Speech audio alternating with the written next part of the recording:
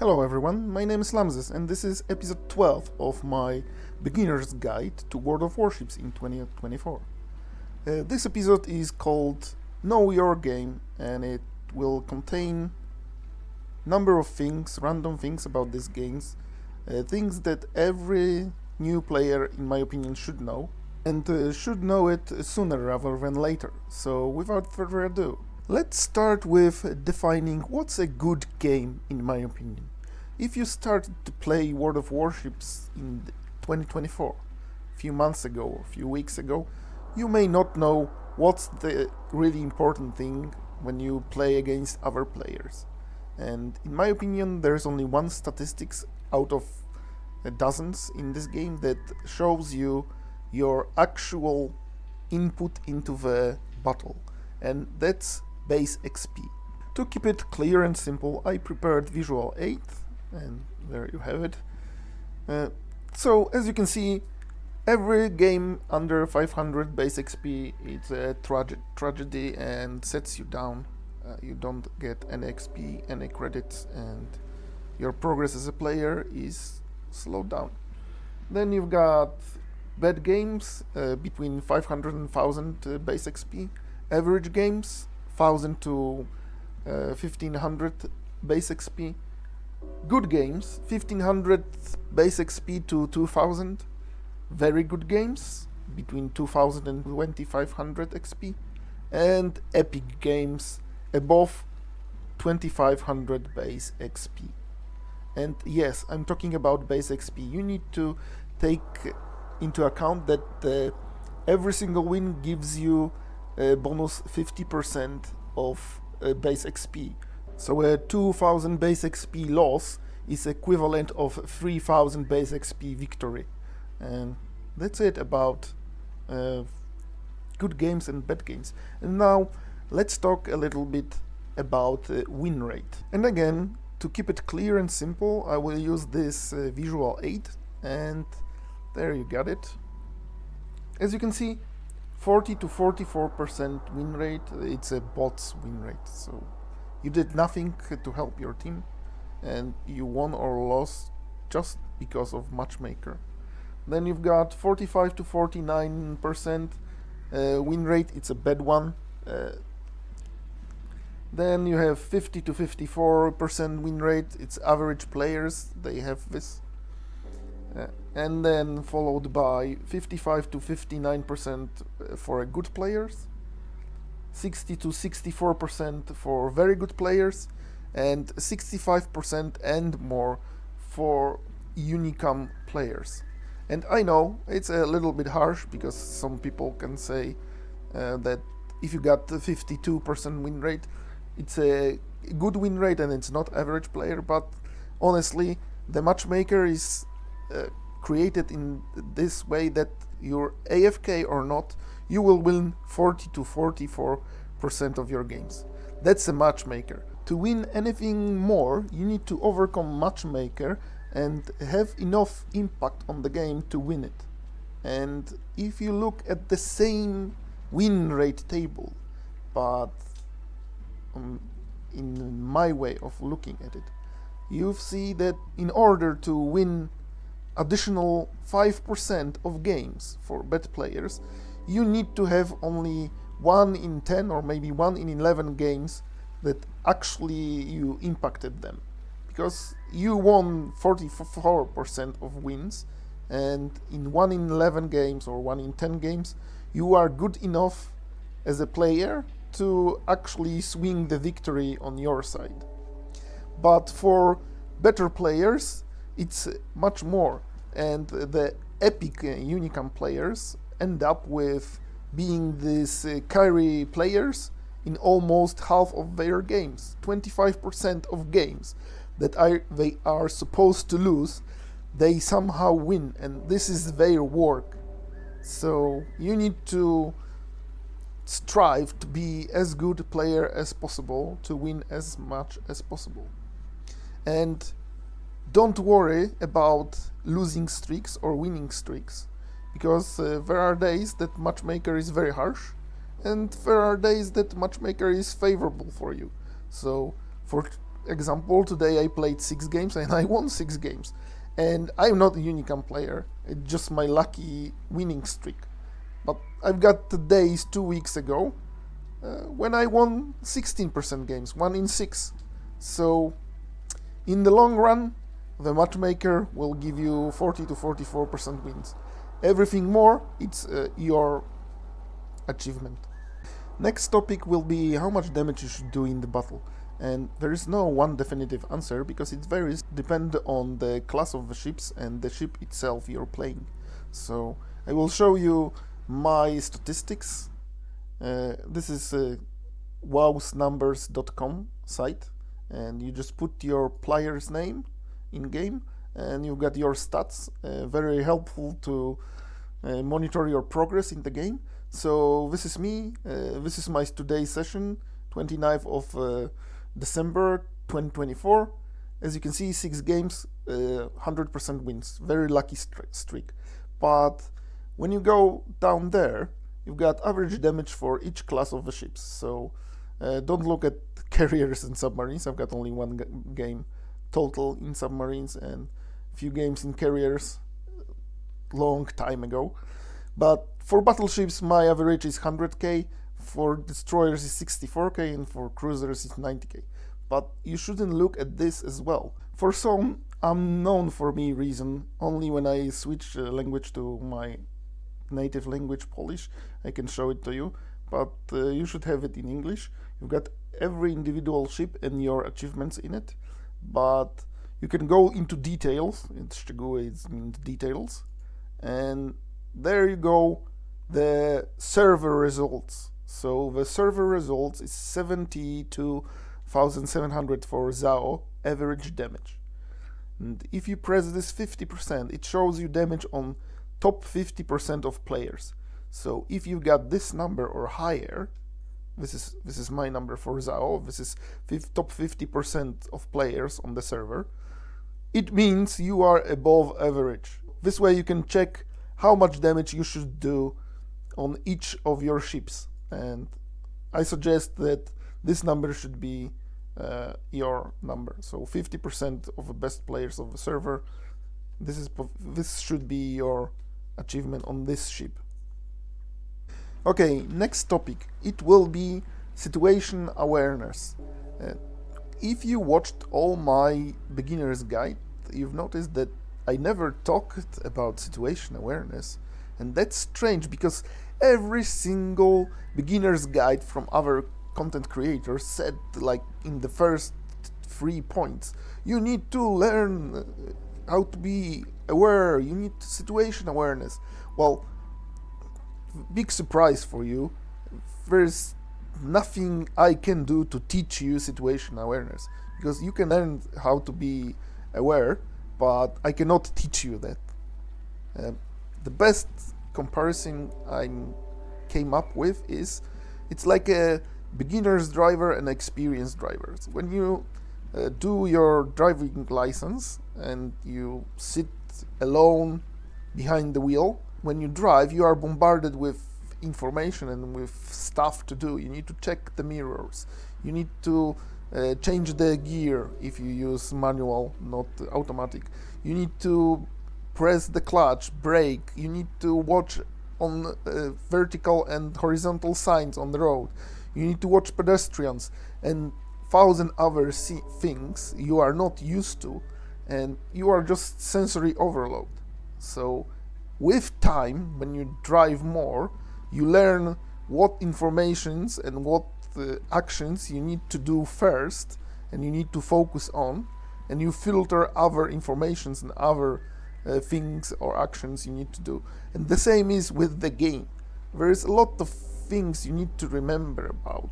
Minimap, checking your speed, checking your course, your guns traverse, your reload, your repair party cooldown, stuff like this. And when you start playing this game, you are just not used to filter all these informations and using them. So it will come to you sooner or later. Some people are just like born drivers or born gamers, and they have situation awareness from the get-go. but others, they just need time and practice. And that's why I never mention situation awareness.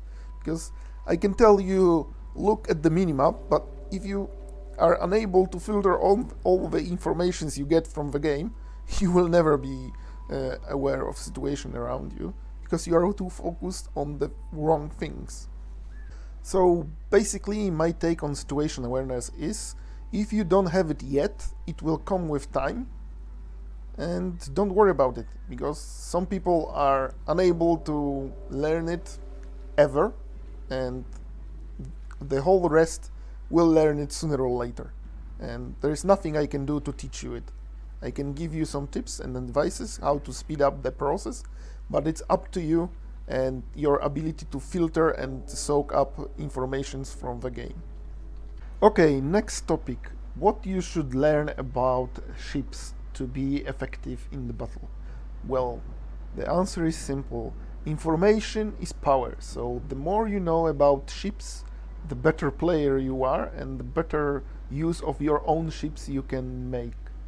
So, your at the beginning of your career in World of Warships, your best friend is the tab button, and if you don't know anything about any given ship, you just hover over it and you've got basic informations about hit points, speed, detectability. These are very important things. But of course, the best way to learn about the ship's strengths and weaknesses is just play it. At least 30 to 100 battles, and then you will know ins and outs of any given ship you played 100 battles, for example. The other way to get informations about ships is Age button. It's primarily about your own ship. If you are playing with ship first time or after a long break, things like detectability after firing main guns in smoke, I don't remember them. So always use Age button to check your ship's stats. And if you are the beginner and you really want to know why enemy ship killed you and why he did what he did and you don't know why, you can always use the ship tool website. There it is. It's called shiptool.st, and you can choose any given ship in the game to check it, even some test ones. So there's a lot of ships I don't have, even if I have almost 300 ships in my port. And there are ships I never played because I'm not participating in test servers. I don't have a press account or a community contributor account. So there are ships beyond my reach, as there will be a lot of ships beyond your reach, especially if you are a beginner. But don't worry, you can check any given ship stats here. Tons of informations, and some of them are completely useless to you, and some of them are very important and are not included in the game. You can only see them in the outside websites. So let me give you an example how to use this site. Let's say you go past tier 5, you got first tier 6 destroyer. So you're going to tier 6 till 8, because you can met ships 2 tiers higher in your battles, and the lower ones you probably met before, so you don't need their stats.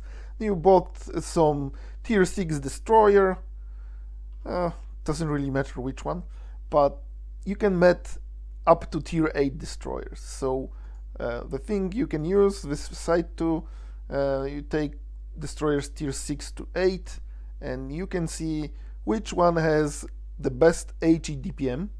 But you can also check other things. You go to general parameters and you can check which one has the biggest health pool. Of course, very important detection. So the best one will be Haida on tier 7. That's surprising. And some other ships here with the same detection, like Jupiter 42.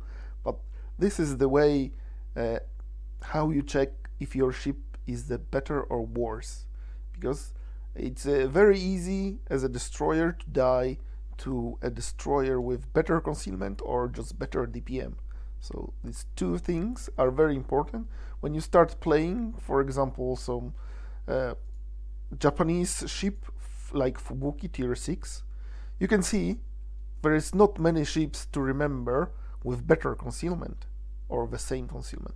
So it's easier to get to this side, and if you play Fubuki and you are full concealment build, you just see that you need to watch out at Hatsuharu that has a little bit better concealment than you, and the other destroyers you see at the same time or much faster than they see you. So this is very, very important information. And yes, I know this is a lot, but don't worry, I'm not telling you to remember all these numbers. Uh, you will know more or less concealment of every single ship in tiers you're playing, because you will meet them and you will learn very painfully which one is spotting you first. But this is the tool that you use to make templates or mental maps, whatever you called it. Every single time you go into the battle and you press the tab at the beginning of the game, you will look at the list of enemy ships and you will immediately know which one is a danger to you and which one you can ignore or not to be worried about. That's simple, that's just experience. Talking about experience, if you're new to this game, you don't even know what you should learn and know first. So that's why this next segment I will try to tell you a little bit more about the information you should gather first. When the battle begins and you are in the destroyer, you press tab, you look at the enemy ships, and these are informations you need to acquire first. You need to check if there are any CVs or submarines, because they change dramatically the way you can play. You cannot be aggressive, you cannot flank, you cannot separate from your team if there is CV or sub on your flank. Number 2, you check if there are any radar cruisers or battleships. And if you play a little bit longer, you will know why this is important information for destroyers. You cannot go into the cap if there are on enemy team are cruisers with 12 or 10 kilometers radar that can spot you and basically kill you at the beginning of the game. The third thing you need to consider when you play DD, are there any DDs with better concealment in enemy team? Because then you need to play very careful and closer to your team, because you are outspotted. So if you go forward and be closer to enemy team, you will die faster, because enemies shooting you have a shorter flight time of shells than your team, and your team will miss. And the fourth thing, you check if there are DDs on enemy team with better DPM, because if there are not, you can fight one-on-one with enemy DDs, and if they have better DPM, well, it depends on your level of your skill, and I assume as a beginner you are not very good. And then there is like a plethora of things I called quirks, and it can include like deep water torpedoes. Then you can not be afraid of enemy DD. DDs with hydro, with radar, with special smokes, or sequential firing with 3 or 4 salvos like Zorki and Yamagiri. So these are things you need to take special care and notice at the beginning of the game, because if you don't, and you will be surprised by radar or destroyer with better concealment or CV, you will just die and the battle will be wasted. If you play as a cruiser, at the beginning of the battle, these are 5 things you should know after pressing tab and looking at enemy team. Number 1, are there any CVs and subs? That's the same as DDs. That changes your playstyle. No flanking, no going solo if there is sub or CV. They will spot you and your concealment will gives you nothing. You will just die on the flank trying to do something solo. Number two, battleships with overmatch. This is very important. If there are battleships with overmatch on enemy team, you need to play very carefully. No going at around 14 kilometers or less, because at the border of 14 kilometers, battleships became very accurate, and the shell flight time is so short you cannot dodge. Number three, DDs with torps, and I'm talking about DDs with stealth torps or fast torps. The DDs with not stealthy torps and not very fast torps are not danger to cruisers. They are quite agile, but deep water torps or very fast torps like Holland torps, they are very dangerous for cruisers. Number four, sniping battleships and secondary battleships. Well, back in the days, 2 or 3 years ago, secondary battleships were not a threat for a cruiser. You could stay quite a long time inside the secondary range, but that changes like last year or after introducing Schlieffen line, and now Los Andes line. It's very dangerous. You cannot stay inside the secondary range of these battleships. So if there are battleships, secondary battleships in enemy team, you need to play further away. And the same about sniping battleships. If you've got Slava or Bango or ships like that with very accurate guns, long-range guns, you cannot be relaxed at any given time, because the devastating strike can come from 25 kilometers away. And the last thing you need to watch out as a cruiser are other cruisers with good concealment and good guns, because they can sneak up on you and death strike you while you turning away. Now, informations that can impact the battleship's gameplay. When you start as a battleship and you press tab and you look at the enemy team, first you check if there are any CVs or subs. Well, it's simple. Not balanced classes, no pushing and no playing solo or flanking when there are CVs and submarines present. The second most dangerous thing for battleships are DDs with torps, and especially deep water torps, very stealthy and very deadly for battleships. You need to remember that battleships can heal only 10% of damage to citadels, and torpedo damage are citadel damage. So don't show broadside when you are playing battleship, and don't get torped, because you can heal only 10% of this damage. Remember penetrations. On most battleships you can heal 50% of penetration damage and 100% of fire damage. So please, as beginners, especially when you come from World of Tanks, don't put away one fire. I know World of Tanks incentivize you to use repair party as soon as you get fired, lit up, but in World of Warships, one fire is not a problem. You can survive it, and don't use your repair party. Next thing, next danger for battleships. Lately there is more cruisers with tons of torps, like Kitakami, this whole Japanese line of Yodo with 15 kilometers range torps, and Jinan line with deep water torps, Chinese cruisers. So you need to watch if enemy team don't have them, because they can finish your game very fast. And the fourth thing you need to watch out are secondary battleships. Los Andes and Schlieffens and Preußens are very dangerous to any battleship in range of secondaries. So if there are secondary battleships in enemy team, you need to play just further away, behind or outside of their secondary range. And the last thing you need to watch out are battleships with overmatch. Yes, Yamato, Satsumas and Hanovers, they have guns big enough to overmatch other battleships. and you need to watch them, because if you are used to tanking, nose tanking, against these ships it's useless. Next topic: how to deal with CVs. Well, you are the beginner and you don't know how to deal with CVs. Well, welcome in the club. I played this game 7 years and there is no way to deal with a good CV player.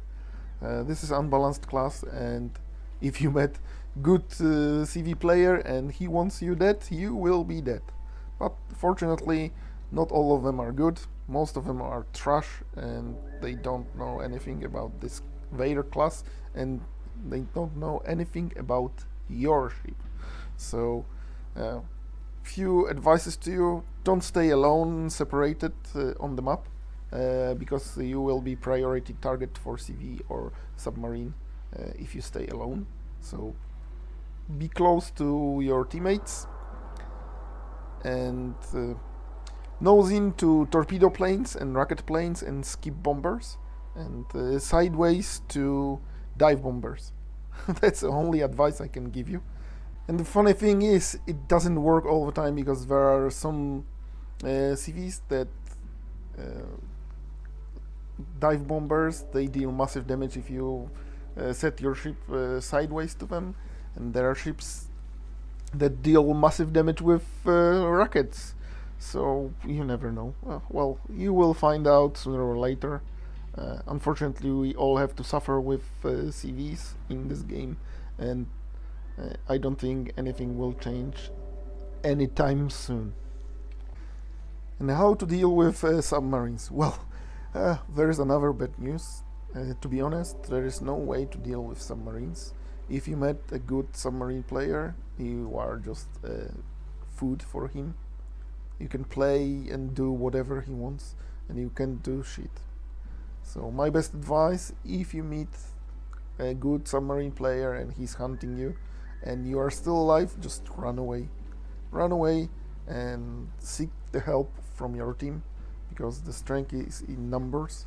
Especially battleships, they have long-range ASW, but again, good submarine will not ping like a bad submarine, so you will not spot her until it's too late. Completely unbalanced class. Only saving grace is the submarine can be only in one place on one flank.